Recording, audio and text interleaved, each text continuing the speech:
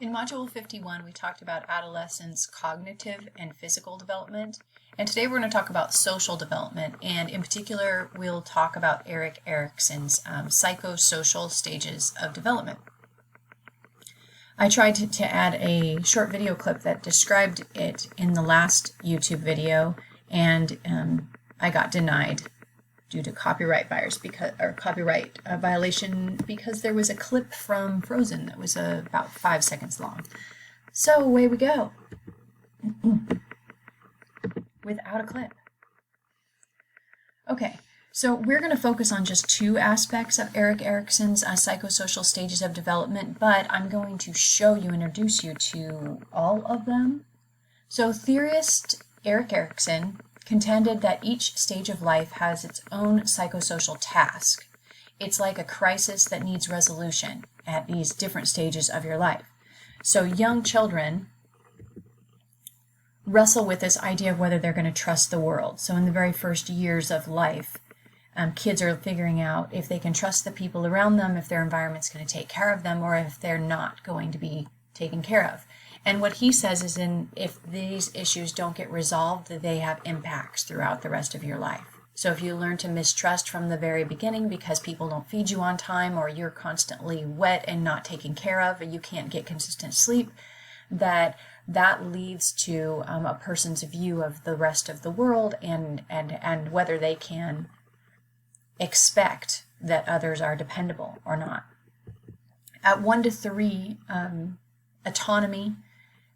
Young children wrestle with issues of trust first, and then autonomy, which is kind of like independence, whether they are reassured when they try to do new things, or if they learn to doubt their abilities because either they're not encouraged or not supported in their efforts. Initiative is next, and initiative is allowing people to initiate tasks and kind of carry out plans on their own free will. Versus feeling guilty about that if people are telling them. So for example, one of the clips I was going to show you is in Finding Nemo, when Nemo decides he's going to kind of swim out over the edge and into the ocean, and his dad says, no, you can't do that, you're not capable. That's instilling this kind of guilt complex in him, that his efforts to be independent, that he shouldn't feel good about that. In early elementary school, people are seeking out applying themselves and being successful, being competent at doing tasks, feeling productive, being able to accomplish things, or being made to feel inferior because they are constantly thwarted. So this is why elementary school classrooms are set up for success. They have little stations where kids can experiment and play around with shapes and color and things like that, because you want to provide an experience in which kids can accomplish tasks that are appropriate for their age and be successful as time goes on. Now, what we're going to focus on is the areas of psychosocial development that Erickson says that you guys are in right now, which is a combination of these two. So in early adolescence and into your 20s, depending upon how life kind of unrolls for you, people are seeking out their identity, trying to figure out what their sense of self is by testing different roles out. So for example, teenagers, you might experience this with your friends, that they behave a particular way with one group of friends, and then they get around another group of friends and they behave a different way, and then they get around their parents and they behave a completely different way, and then they're with you or at work or on a team or whatever. And that's actually quite normal, because what you're doing at this age is trying out these different identities and trying to figure out which one is you, which one's really you. And role confusion comes when somebody's not supported in their quest for their identity. So if you're told that you're wrong, or you're told that it's bad, for example, let's say that you have a teenager that's trying to come out, they're feeling their sexual identity, and they're exploring their sexual identity, and they're made to feel ashamed about that. That role confusion can lead to a lot of problems. For example, you see increased alcohol and drug use in people that don't have a chance to be supported in their quest to seek their own identity and feel good about it. In the next stages, usually this falls a little bit later than where you're at now, but for some of you, you've already started this process. Intimacy versus isolation. Like, how are you going to move forward in life in your relationships? So in some cases, these are like intimacy can mean like a deep like sexual relationship, but it doesn't have to be that. Intimacy doesn't necessarily mean that kind of relationship. It can just mean a close relationship where you're really revealing and being vulnerable with another. And developing those kind of close relationships is part of this like learning process, so that you gain capacity for intimate love. You feel like you can expose yourself to this other person. Or, you deal with social isolation if you feel like you just can't give in to the needs of others as well. And then, of course, you enter generation versus stagnation. This is kind of the work period of your life where you're developing this sense of contribution to the rest of the world, usually through family or work. If you don't, sometimes people really struggle with this if they don't feel like they have a sense of purpose. This is when you hit like midlife crises. I don't know if you guys have ever watched somebody go through this, but I have. And it can be destructive. I mean, people can leave their families. They can buy expensive Jeeps. I mean, I don't know. They can go find themselves on a vacation or something. But a midlife crisis is a powerful thing when you come to this realization that you are a good portion of the way through your life and you're looking back and thinking, is this a purpose? Did I have purpose in this life? Do I have meaning to the people around me? And then at the end of your life, integrity versus despair. It's like looking back, reflecting on your life and feeling like, is this a life well lived? I mean, did I live this life with integrity? Do I feel good about what I've accomplished or what I've done or the way I've been in it?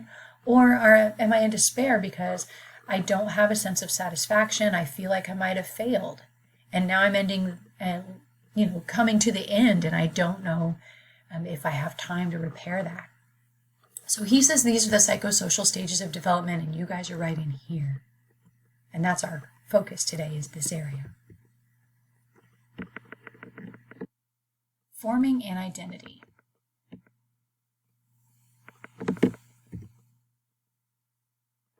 To refine their sense of identity, adolescents in individualist cultures like ours usually try on different selves in different situations. They might act like one self at home and another with friends and still another at school or on social media.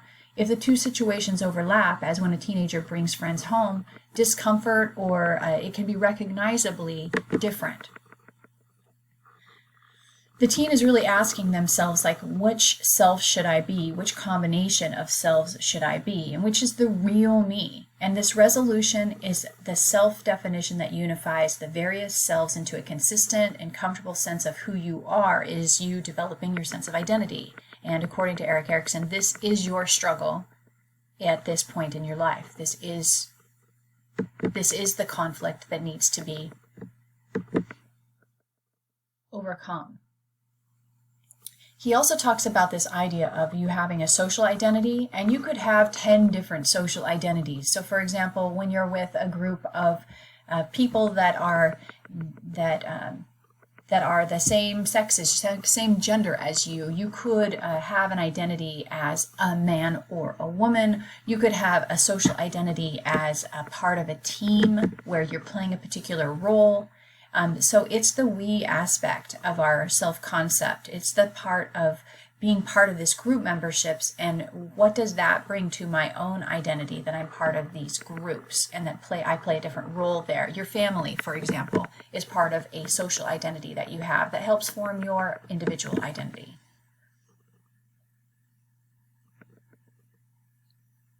Erickson contended that adolescent identity stage is followed in young adulthood by a developing capacity for intimacy.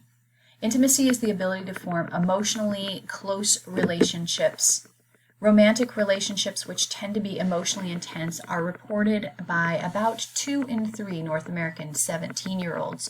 But amongst like collectivist countries like China, for example, the rate is lower. Those who enjoy high-quality, intimate, supportive relationships with both family and friends tend also to enjoy similarly high-quality romantic relationships in adolescence, which sets the stage for usually a healthier adult relationship as well.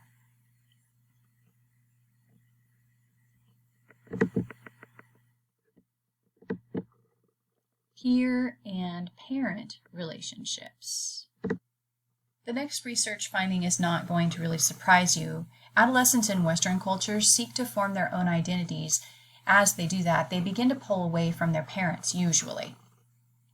The transition occurs pretty gradually, but adolescents' arguments can occur more often, usually over some mundane things like chores, bedtime, homework. Parent-child conflict during this transition time to adolescence tends to be greater with the firstborn than with the secondborn, and tends to be greater with mothers than fathers. However, the conflicts aren't really about the chores, the bedtime, and the homework. They're really about you trying to figure out who you are as a separate entity from your parents. It's you kind of challenging this system. Adolescence is typically a time of diminishing parental influence and growing peer influence. Asked in a survey if they had ever had a serious talk with their child about illegal drugs, 85% of American parents said yes, but only about 45% of teens recalled and recognized such a conversation. In teen calls to hotline counseling services, peer relationships have been the most discussed topic, which says something about how powerful they are in your lives. The average U.S. teen sends 60 text messages per day. I wonder where you fall in comparison to that. However, teens do still say that their parents have more influence in some areas. For example, like in shaping their religious faith, in thinking about college and career choices. A Gallup youth survey reveals that most share their parents' political views as well. Emerging adulthood. In the Western world, adolescence now roughly corresponds to the teen years, but at earlier times and in other parts of the world, this slice of life has been much smaller. Shortly after sexual maturity, young people would usually assume adult responsibilities and status. The event might be celebrated with an elaborate initiation or like a public rite of passage sort of ceremony. The new adult would then work, marry, and have children. But when schooling became compulsory in many Western countries, independence was put on hold until after graduation, and from Europe to Australia, adolescents are now taking more time to establish themselves as adults. In the United States, for example, the average age at first marriage has increased more than 4 years since 1960 to 28 for men and 26 for women. In 1960, 3 in 4 women and 2 in 3 men had by age 30 finished school, left home, become financially independent, married, and had children. And today, fewer than half of 30-year-old women and 1/3 of men have achieved those 5 milestones by the time they're 30. Together, later independence and earlier sexual maturity have widened the once brief interlude between biological maturity and social independence. I'm actually going to go back and show you a chart about that. It's kind of interesting science. I read somewhere else that this right here, menarche, the very first period, and there's something called spermarche, which is the very first sperm ejaculation of young boys. So it's the sign of sexual maturity. So it used to be later, but our diet, a higher in fat diet, has produced this phenomena in which people are maturing, their bodies are biologically maturing earlier. So here's where that comes in. Together, later independence and earlier sexual maturity have widened the once brief interlude between biological maturity and social independence. In prosperous communities, the time from 18 to the mid-20s is increasingly a not yet settled phase of life, which some now call emerging childhood. No longer adolescents, these emerging adults have yet to assume full adult responsibilities and independence, and they fall in kind of this in-between category. After high school, those who enter the job market or go to college may be managing their own time and priorities, true, but they might still be doing so from their parents' home, unable to afford a new place, or perhaps still emotionally dependent upon home. So recognizing today's more gradual emerging adulthood, the U.S. government now allows dependent children up to age 26 to remain on their parents' health care insurance.